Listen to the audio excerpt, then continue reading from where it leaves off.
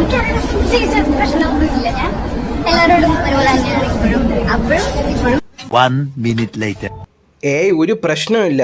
ഇത് അക്ബറിൻ്റെ റിസപ്ഷന് മീഡിയക്കാർ ശൈത്യയുടെ ക്വസ്റ്റ്യൻ ചോദിച്ചു, ആദ്യം എന്തെങ്കിലും പ്രശ്നമുണ്ടോ എന്ന് ചോദിച്ചപ്പോൾ പുറത്ത് എനിക്ക് ഒരു പ്രശ്നമില്ലെന്ന് പറഞ്ഞിട്ട് അകത്ത് താണ്ട് അനിമോളെ കണ്ടപ്പോഴത്തേക്ക് കണ്ടിട്ട് മുഖം തിരിച്ച് കുനിഞ്ഞ് പോവുകയായിരുന്നു ചെയ്തത്.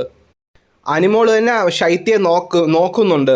ഈ വീഡിയോയിൽ അത് കാണാം. എന്നിട്ട് ശൈത്യയുടെ അമ്മയായിട്ട് കൈ കൊടുത്തു അനിമോള്. ആ ഒരു ഒരു മാനേഴ്സ് പോലും ശൈത്യ കാണിച്ചില്ല, ശൈത്യയുടെ അമ്മ കാണിച്ച മാനേഴ്സ് പോലും. ഒന്നും പറയാനില്ല. അസൂയ അല്ലെങ്കിൽ ഈഗോ ആയിട്ട് സ്പീക്ക്. പുറത്ത് എനിക്ക് ഒരു പ്രശ്നമില്ലെന്ന് പറഞ്ഞാൽ അകത്ത് വന്നപ്പോൾ പ്രശ്നം വന്നു. ഒരു ഓന്തിനെ പോലെ നിറം മാറുകയാണ്.